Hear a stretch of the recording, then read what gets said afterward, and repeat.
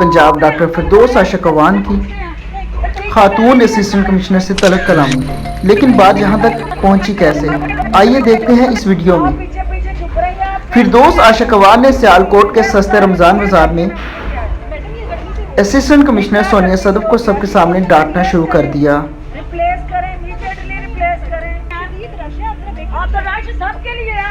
Assistant commissioner के जवाब पर फिरदौस आशा कवान मजीद मुश्तिल हो गई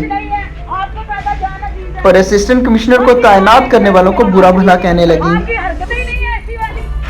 सोनिया सदफ उनसे उलझने के बजाय बाजार से बाहर चली गई।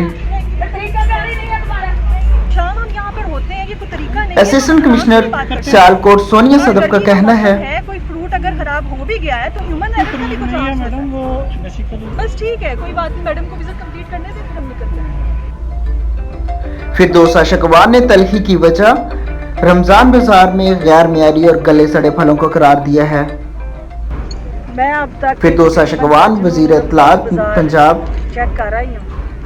सबसे बुरा बदतरीन हालात और इंतज़ामिया की नाअहली से जुड़ा ये बाज़ार हमारे अपने शहर का है और ये इस बात की अक्कासी करता है कि यहाँ की इंतज़ामिया जो है उसे अवाम की नहीं अपनी फ़िक्र है। यहाँ की इंतज़ामिया है उसकी सारी रिपोर्ट चीफ मिनिस्टर को मैं खुद दूँगी।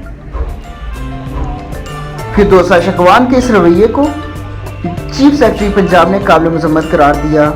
मुस्लिम लीग नून के रहनुमा मरियम नवाज और दीगर सियासी कायदीन ने जहां इस वाकया की मजम्मत की, वहीं सियालकोट से ही ताल्लुक रखने वाले वजीर आजम के मुआवन उस्मान डार ने